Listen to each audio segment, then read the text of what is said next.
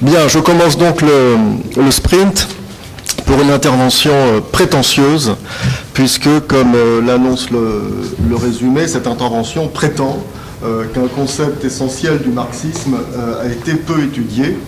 Alors je serais évidemment ravi de subir le ridicule d'une bibliographie complète, c'est le concept d'élément. Voilà.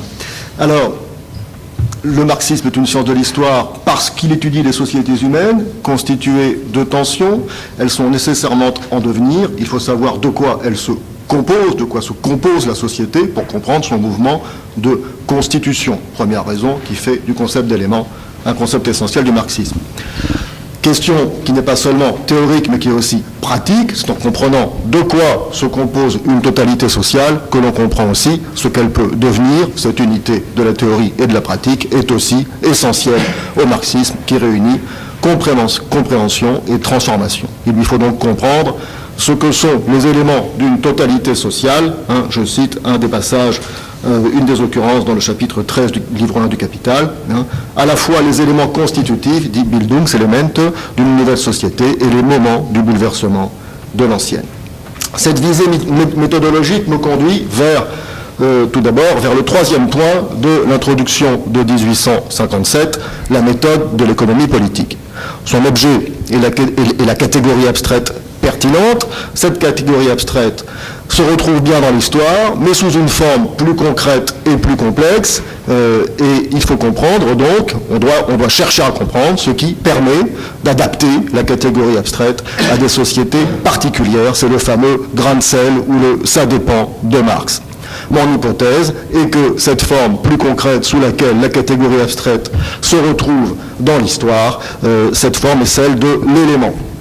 Par exemple, si l'on retrouve bien le salaire, la propriété des moyens de production et la hiérarchie dans le compagnonnage, le maître n'est pas un capitaliste et on se tromperait en appliquant abruptement ces catégories abstraites à la société féodale. Un exemple de ces grains de sel est celui du travail. Marx prend cet exemple dans l'introduction de 1857 pour montrer que la catégorie la plus abstraite apparaît dans la société la plus complexe, la société bourgeoise. Mais voilà, le travail conçu abstraitement comme activité créatrice de richesse, activité donc de production de choses utiles, ce travail n'apparaît plus comme tel dans le mode de production capitaliste, où il s'agit moins de production de richesse, de choses utiles et de valeurs d'usage, que de production de valeurs tout court, de valeurs d'échange. Et ce second aspect se développe au détriment du premier. On peut considérer, comme le formule Les Grundrisse, que le travail collectif est la négation du travail individuel. Traduction française en un seul volume, page 433. Dans la subsomption réelle du travail sous le capital, le procès de valorisation, d'accroissement de la valeur, c'est donc subordonné, je reprends une expression des Grundrisse décrivant la totalité, le devenir totalité, dans la page 241 de la traduction française, très joli passage sur le devenir totalité, comme se subordonnant les éléments de la société. Donc dans la subsomption réelle du travail sous le capital, le procès de valorisation, c'est donc subordonné le procès de production proprement dit. Ce procès de production en est devenu un élément du procès de valorisation. Voilà un gros grain de sel. Alors, le moment aux catégories donc, qui pourrait paraître devenir à tour de rôle élément dominant d'une formation sociale et pouvoir ainsi se greffer sur une autre au gré des évolutions historiques, réduirait l'histoire marxiste à un jeu de construction dont on pourrait déduire a priori toutes les possibilités et prévoir à un moment donné les évolutions.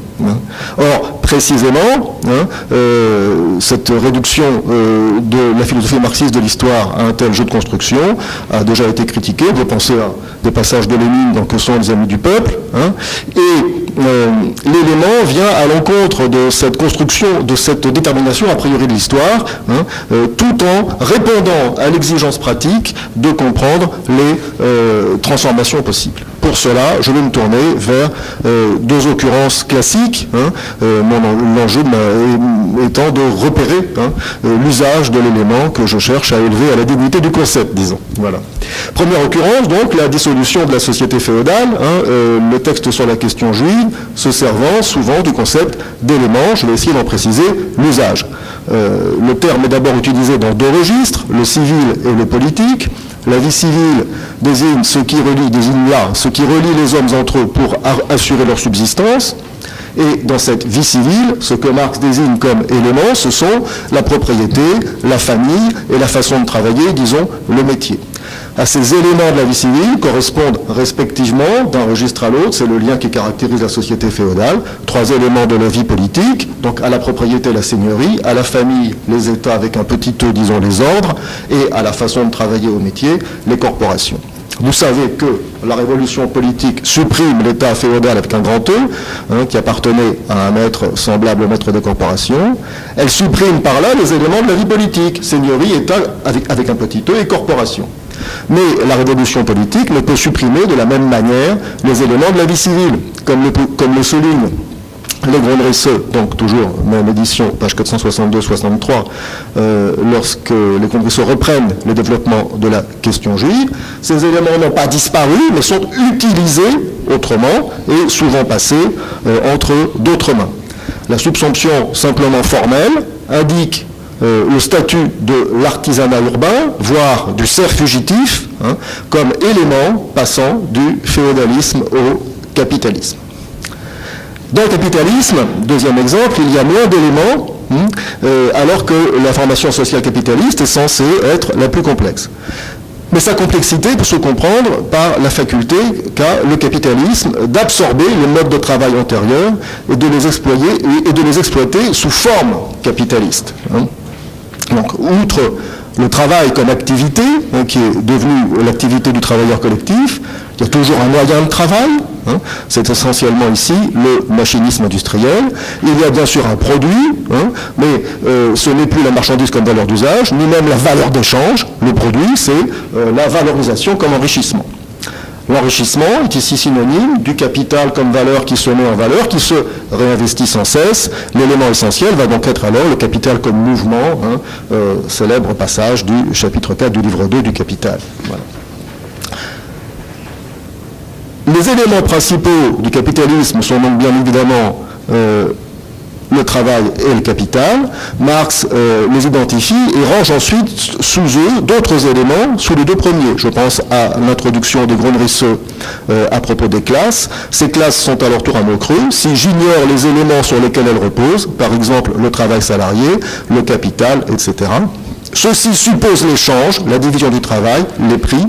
Le capital, par exemple, n'est rien sans le travail salarié, sans la valeur, l'argent, etc. Donc une liste d'éléments principaux et d'éléments subordonnés. Étrangement, aucun de ces éléments ne représente immédiatement le politique, très présent dans les éléments de l'ancienne société. Dans les Grundrisse, Marx souligne cette spécificité du capitalisme qui serait de se présenter en subsumant les rapports sociaux à partir du registre économique et non plus du registre politique, en ne mettant donc plus en avant la domination interpersonnelle. Ainsi, je cite les Grundrisse, dans le capitalisme, l'échange aurait remplacé la violence, les rapts d'êtres humains, l'esclavage, le commerce des esclaves et leur travail forcé, tout cela est directement posé par la violence, tandis que dans le cas du capital, tout cela est obtenu par la médiation de l'échange. En admettant ce qui ne va pas du tout de soi, que la violence de la soi-disant accumulation primitive puisse être reléguée aux origines du capitalisme, la contrainte économique signifie tout de même la soumission du travailleur pauvre à un processus d'exploitation structuré par les cadences et la productivité. Le contrôle de la production capitaliste introduit donc une domination au sein même de la production. Au machinisme, comme Marx le souligne, s'adjoint une double discipline. Il y a d'abord la discipline liée à la coopération simple, et là, je cite le chapitre 11 de la traduction, le chapitre 11 du texte allemand, un violoniste seul se dirige lui-même, un orchestre a besoin d'un chef. Mais les machines sont apparues avec le capitalisme, et donc, sous le capitalisme, la direction est à double face. Page suivante, 372 de la première traduction de Jean-Pierre Lefebvre. Ainsi, si la direction capitaliste est quant à son contenu dual, du fait de la dualité du procès de production indirigé, qui est d'une part procès de travail social en vue de la fabrication d'un produit, d'autre part procès de valorisation du capital, quant à sa forme, la direction capitaliste est donc despotique. Cela veut dire donc que les rapports de production pénètrent le fonctionnement des forces productives, que cette pénétration est totale, et tout comme le travail payé et le travail non payé sont mêlés dans la même journée de travail, dans le même procès machinique, le chef d'orchestre, le cadre ou la maîtrise organisent l'ensemble des postes de travail et accélère la production en régime capitaliste. On y retrouvons donc, pour paraphraser Gramsci, la politique dans l'usine. Et on se tromperait en faisant de l'État une adjonction quasiment superflue à la discipline du capital. La lutte actuelle de la bourgeoisie, pour casser juridiquement les acquis, le manifeste clairement. La complexité de la société bourgeoise s'explique alors par sa spécificité qui consiste non pas d'abord à transformer matériellement le travail, mais à utiliser autrement les moyens de production existants. La capacité du capital à soumettre les éléments matériels à son procès de valorisation est due à une dimension formelle du capitalisme par lesquelles il utilise autrement, pour s'enrichir et non plus pour produire des choses utiles, les conditions matérielles de la vie sociale, et cela avant même de les transformer. Le concept d'élément est très présent dans cette caractéristique lorsque Marx, notamment dans les Gaulle-Rousseau, distingue constamment les éléments matériels ou substantiels et les éléments formels concernant en propre la valeur et le procès de valorisation. Le caractère formel du procès de valorisation capitaliste et le fait qu'il puisse s'adapter à différents processus de production le rend à la fois souple et résistant. Ne pourrait-on se servir de ce caractère formel pour souligner précisément l'inverse, c'est-à-dire que le capitalisme s'est constitué en séparant le contenu, le procès social de production, production de valeur d'usage, et la forme, le procès de valorisation. N'est-ce pas ce caractère formel qui permettrait, dans le capitalisme mieux que dans toute autre formation sociale, d'apercevoir des possibilités de recomposition? Je cite André Tozzel, ce caractère formel pourrait permettre de, je cite André Tozzel dans Études sur Marx et Engels chapitre 1, de séparer le procès de travail de la forme capitaliste et donc d'identifier les éléments de la formation sociale capitaliste qui peuvent être comme tels déformalisés et susceptibles d'être définis comme contenu matériel d'un mode de production que nulle forme d'exploitation et de valorisation ne contamine. Si dissolution du capitalisme il devait y avoir, ou épuisement de ces contradictions par exténuation de la force de travail et diminution du profit, que seraient donc les éléments libérés, entre guillemets, par cette dissolution, que seraient ces liens relâchés quels éléments, entre quels éléments les liens seraient-ils relâchés pour commenter libérés? Donc manifestement, on retrouverait d'un côté les individus avec leur force de travail, de l'autre les machines. Voilà. Mais il faudrait concevoir autrement leurs liens que comme face à face capital-travail, ce qui est rendu possible. Je vais vite parce que tout ça est bien connu, je cherche à illustrer l'utilisation du concept d'élément. Cela même, transformer le lien capital-travail est rendu possible par la production de masse développée par l'industrie capitaliste. Les moyens de production sont déjà transformés en moyens de production exploités de manière sociale, c'est-à-dire collectif, chapitre 24 du livre 1. Voilà.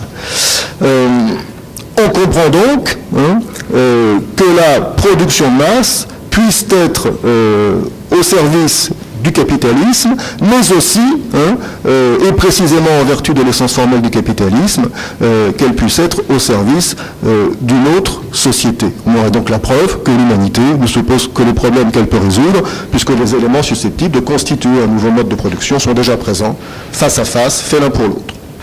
Le schéma est très simple, un peu trop. Il faut se demander tout de même ce que l'on peut faire de l'appareil disciplinaire.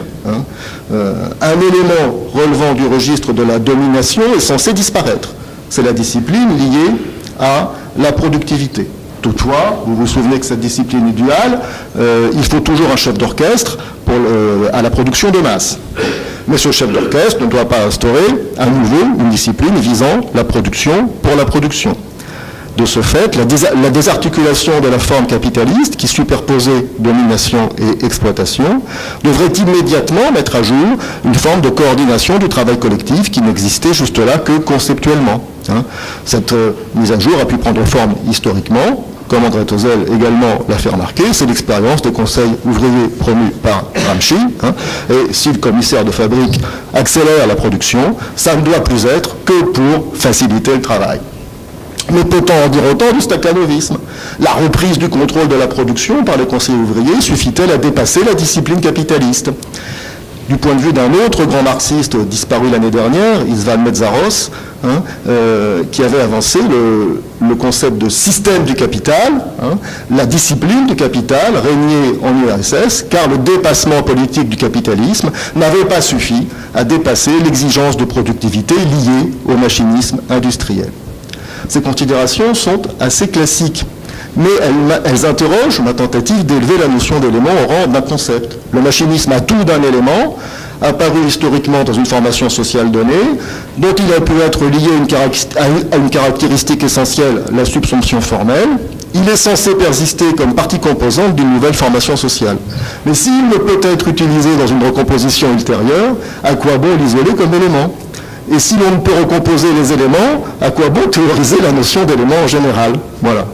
Je me tourne donc, in fine, vers le deuxième élément, les individus. Partie composante simple, Einfachen Bestandteile, pour reprendre l'expression de 1844 dans la question juive. Ces individus semblent non seulement perdurer, mais être aussi les agents de recomposition possible. Ils en sont, en tout cas, les acteurs. Et si, comme le souligne la fin de la première partie de l'idéologie allemande, les prolétaires sont les mieux à même de réaliser l'individualité, ils demeurent encore opposés dans la concurrence. L'individu peut être élément d'une recomposition sociale, en notant bien qu'il se rapportera aux autres individus d'une autre manière dans une association d'hommes libres que sous le capital. Encore faut-il avoir supprimé ce qui, dans le capitalisme, contraint les individus à se vendre à d'autres, propriétaires des moyens de production. Les nouveaux rapports interindividuels sont donc aussi déterminés par les rapports entre les autres éléments, notamment le rapport aux politiques et à la superstructure. En l'occurrence, la totalité sociale doit donc être totalement renversée, comme l'indique également la fin de la première partie de l'idéologie allemande. C'est alors seulement que l'association d'hommes libres contrôlant la production, dont parle si souvent Marx, pourrait être une véritable association d'hommes vraiment libres.